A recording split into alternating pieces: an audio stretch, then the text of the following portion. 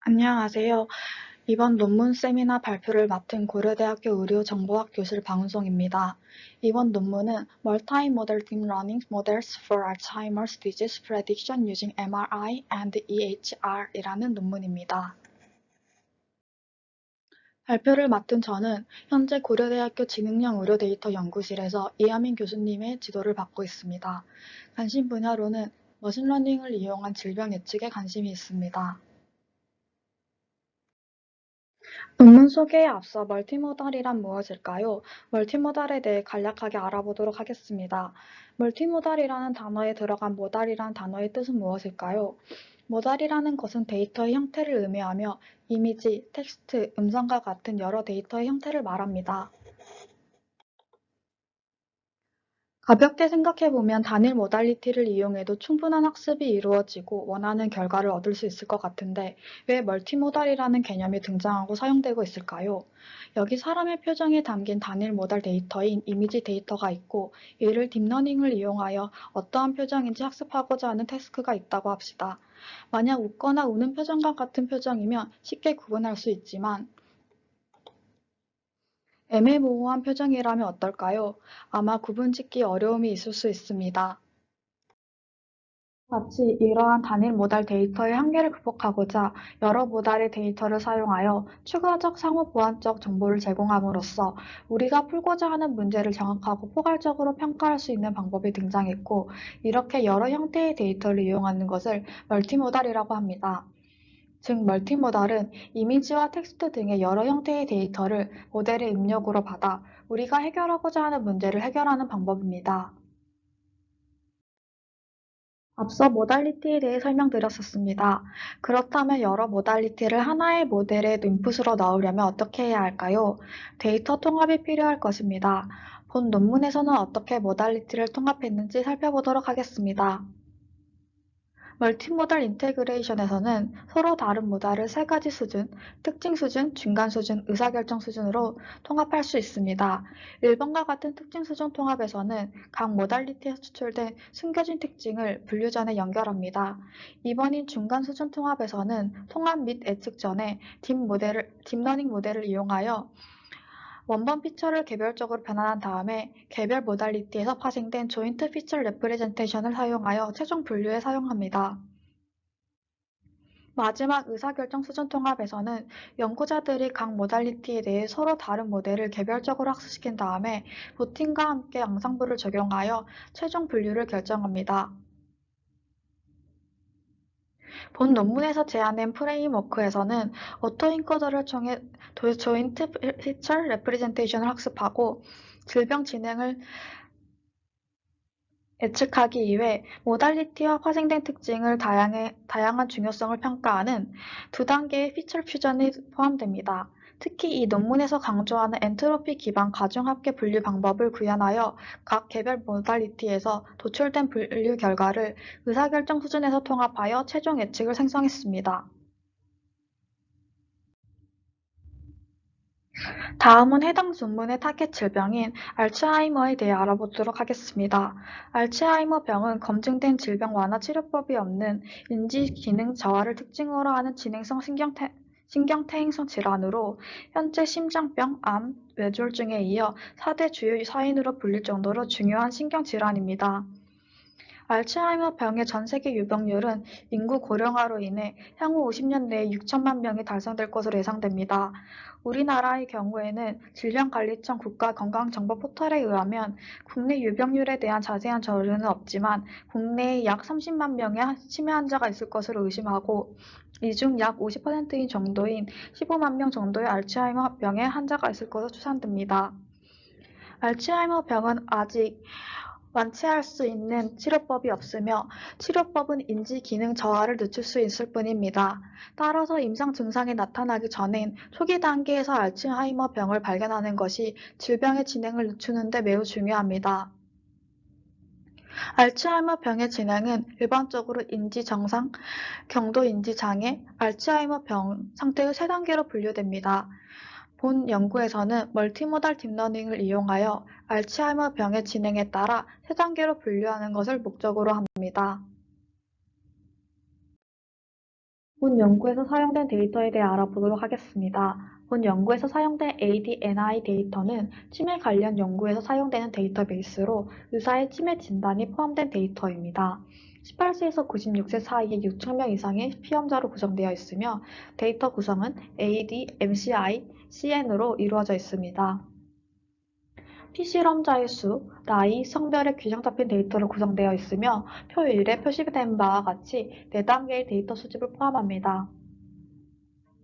본 연구에서는 4단계 모두에서 수집된 MRI 및 EHR 데이터를 사용하여 AD 발병의 3단계를 분류하는 실험을 수행합니다. 앞서 말한 MRI 데이터에 대해 알아보도록 하겠습니다. MRI는 자기 공명 영상 촬영의 약으로 자기장과 라디오 파장을 이용하여 인체 내부의 조직과 장기를 촬영하는 의학 영상 촬영 기술입니다. MRI는 엑스선과 달리 방사선을 사용하지 않으며 인체의 내부 구조를 효과적으로 볼 수 있는 대표적인 의학 영상 촬영 기술 중 하나입니다. 알츠하이머 병에서 나타나는 뇌의 위축, 뇌실 확대 등의 뇌의 구조적 이상 소견과 기능의 변화를 파악 가능하여 알츠하이머 병의 진단을 위해 사용되는 검사 방법입니다.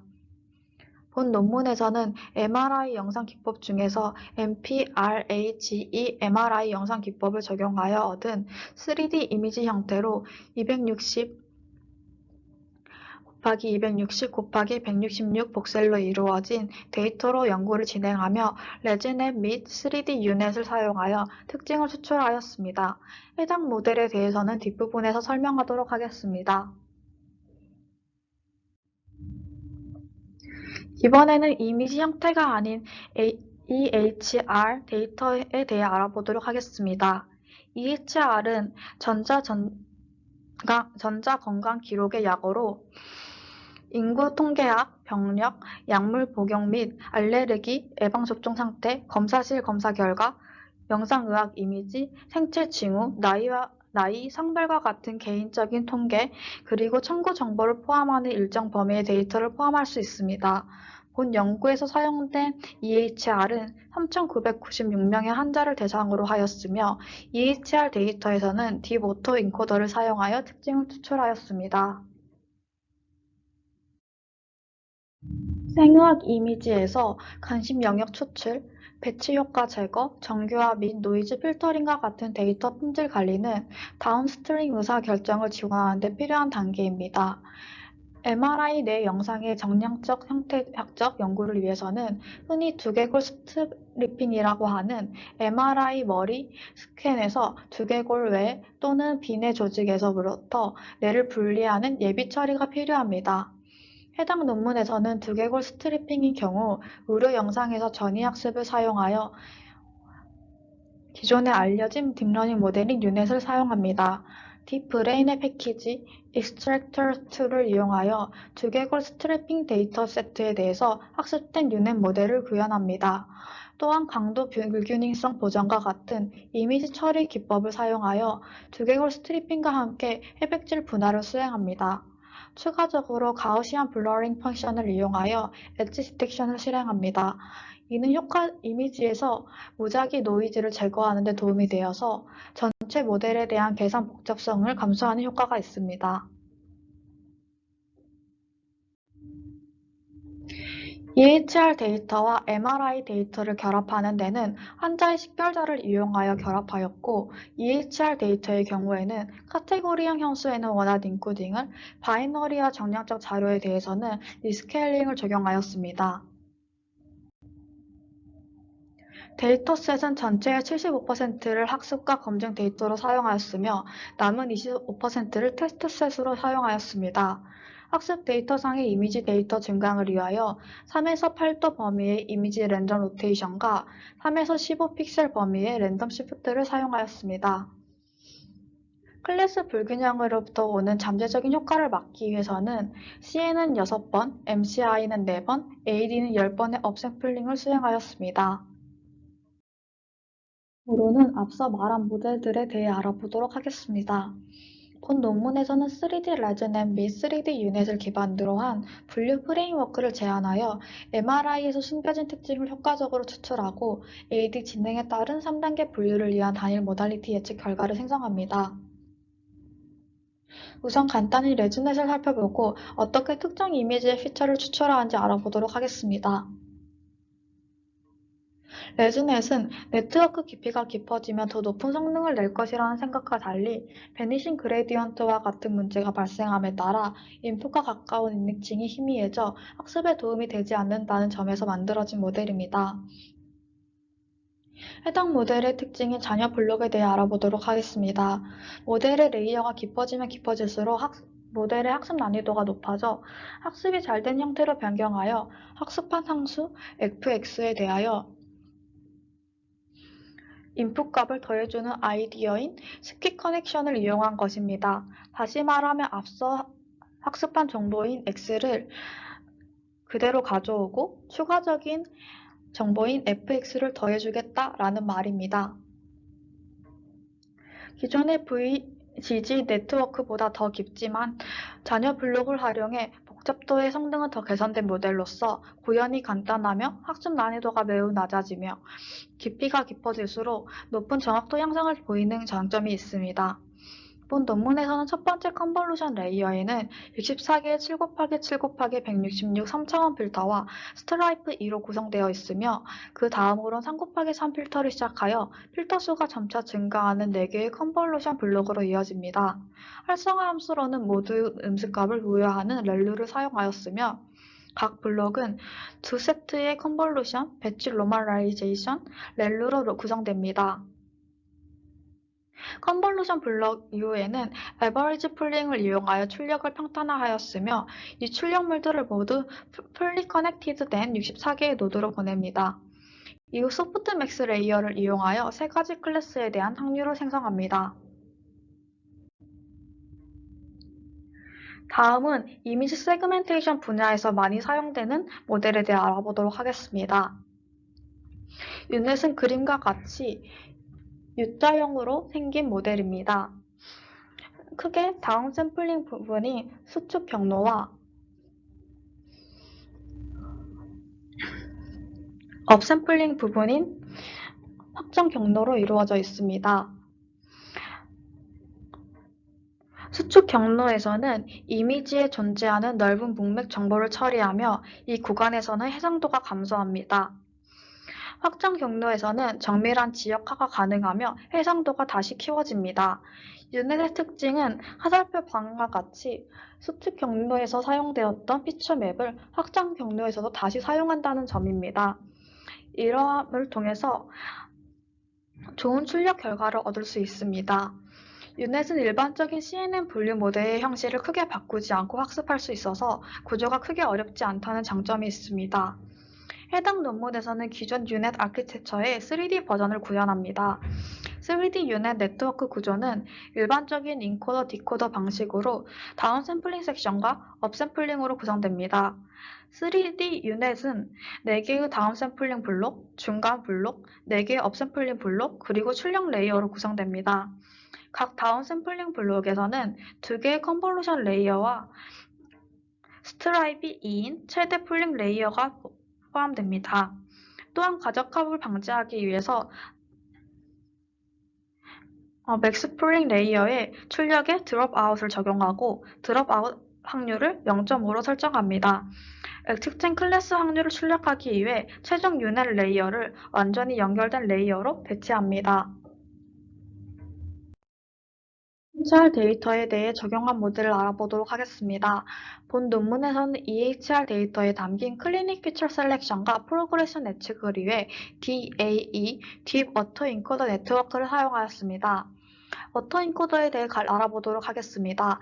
어토인코더는 그림과 같이 단순한 입력을 출력으로 복사하는 것과 같은 단순한 신경망으로 보일 수 있으나 히든 레이어의 누런수를 인풋 레이어 수보다 작게 해서 데이터를 압축시킨다거나 입력 데이터에 노이즈를 추가한 후 원본 입력으로 복원할 수 없도록 하는 것 같은 여러 가지 방법에 제약을 주면서 입력을 바로 출력으로 내보내지 못하도록 방지합니다.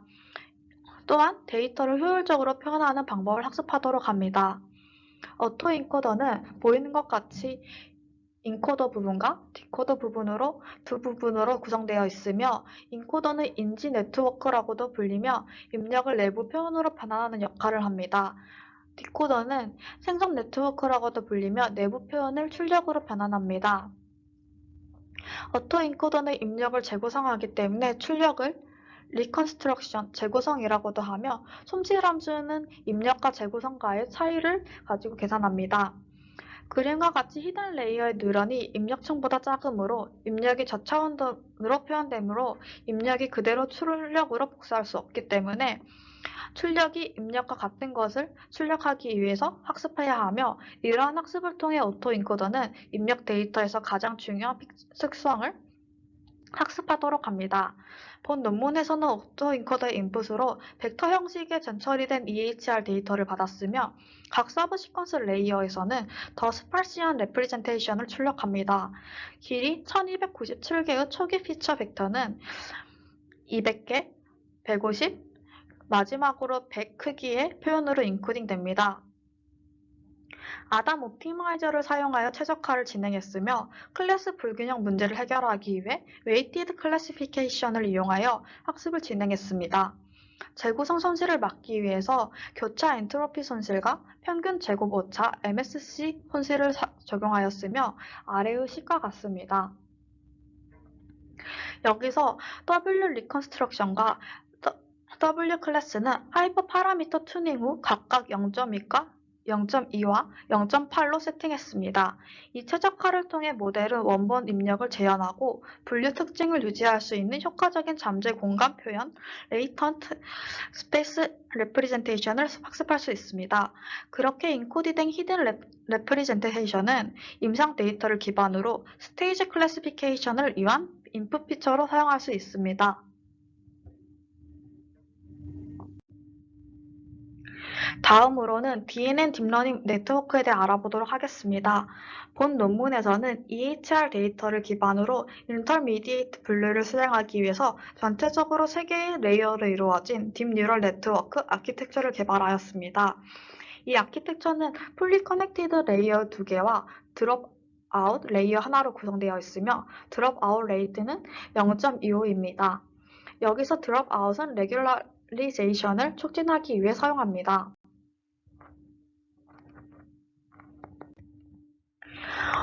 해당 연구에서는 각 단일 모달리티를 기반으로 단계 분류를 위한 오브젝티브 펑션으로 크로스 엔트로피 함수와 포컬 로스를 적용합니다. 포컬 로스는 크로스 엔트로피 로스의 클래스 불균형 문제를 개선한 개념으로 어렵거나 쉽게 오분류되는 케이스에 대하여 더 가중치를 주는 방법입니다. 이미지와 테이블 분류 타스크 모두 소프트 맥스 활성화 함수와 함께 크로스 엔트로피 로스와 루즈 펑션을 이용하였습니다. 수식은 아래와 같습니다. 수식에서는 xi는 i번째 샘플에 추출된 깊은 특성을 나타내고 yi는 그라운드 스루를 나타냅니다. yj는 풀리 커넥티드 레이어에서 j번째 클래스 가중치를 나타내고 vj는 평양을 나타냅니다. n은 배치 클래스 크기이고 소문자 n은 클래스 수입니다. 포칼 로스에 대한 식은 아래와 같습니다. 앞서 포칼 로스는 간략하게 설명한 바 있습니다. 다시 한번 정리하자면 기존의 크로스 엔트로피 로스에서는 분류하기 어려운 샘플들과 쉬운 샘플들을 구분하지 않고 모두 동일하게 처리합니다. 하지만 포칼 로스에서는 분류하기 어려운 샘플들에 더 높은 가중치를 부여하며 크로스 엔트로피 로스의 클래스 불균형 문제를 계산한 개념입니다. 여기서 PT는 정답 클래스 애출 확률이며 감마는 어려운 예제에 대한 강조의 정도를 조절하는 초점 매개 변수입니다. 해당 연구에서는 2개의 모달리티 MRI, EHR 데이터에 대해서 아담과 SG 옵티마이저를 적용합니다. 이번에는 멀티모달 통합에 대해 알아보도록 하겠습니다. 앞서 말한 것과 같이 해당 연구에서는 데이터 통합을 위해 피처 레벨, 인터미디에이트 레벨, 디시전 레벨 이렇게 총 3단계를 거칩니다. 각 개별 모달리티에서 독립적으로 도출된 인터미디에이트 디시전을 통합하기 위해서 의사결정 수준의 통합을 위한 엔트로피 베이스드 웨이티드 썸 클래시피케이션, 엔트로피 기반 가중 합계 분류 방법을 구현했습니다. 각 모달리티 분류 결과에서는 엔트로피의 역수에 따라 가중치가 할당되며 이는 의사결정의 모델 신뢰도를 대신한다고 볼 수 있습니다. 따라서 최종 클래스 확률이 P 토탈은 주어진 식과 같습니다. 여기서 Px, 모달리티 X에 대해서 주어진 클래스 확률이고 Hx는 모달리티 X의 출력과 관련된 엔트로피입니다. 다음으로는 모델 평가 방법에 대해 알아보도록 하겠습니다. 먼저 해당 연구는 알츠하이머의 진행을 예측하는데 CN, MCI, AD 세 가지 분류를 하는 태스크입니다. 각 단일 모달리티와 멀티 모달리티 동일하게 어큐러시, 프리시전, 리콜, F1 스코어 4개의 매트릭스를 이용하여 평가를 진행했습니다. 지금부터는 실험 결과입니다. 먼저 MRI 데이터에 대한 모델 컨피규레이션에 대한 결과를 살펴보도록 하겠습니다. 모델 컨피규레이션은 테이블 2에서 보여준 것 같이 다양한 조합을 시도한 것을 확인할 수 있었습니다. 5-fold 크로스 밸리데이션을 통해 비교해본 결과 첫 번째 컨피규레이션을 선택하였습니다. 다음으로는 아담 옵티마이저에 대한 파라미터 민감도를 히트맵으로 나타낸 결과를 살펴보겠습니다. 아담 옵티마이저는 0.1의 학습률과 0.01의 웨이트 디케이를 활용하여 이는 네트워크에서 큰 가중치의 불이익을 주는 레귤레이션 텀으로 적용합니다. EHR 데이터에 대한 모델 컨피규레이션에 대한 결과를 보겠습니다. 모델 컨피규레이션은 테이블 3에서 보여준 것 같이 EHR 데이터에서도 역시 다양한 조합을 시도한 것을 확인할 수 있습니다. 마찬가지로 5-fold 크로스 밸리데이션을 통해서 비교해본 결과 네 번째 컨피규레이션을 선택하였습니다. 다음으로는 SGD 옵티마이저에 대한 파라미터 민감도를 히트맵으로 나타낸 결과를 살펴보겠습니다. 이를 통해 SGD 옵티마이저에 대한 10의 마이너스 6승 합습률과 0.01의 웨이트 디케이를 활용합니다.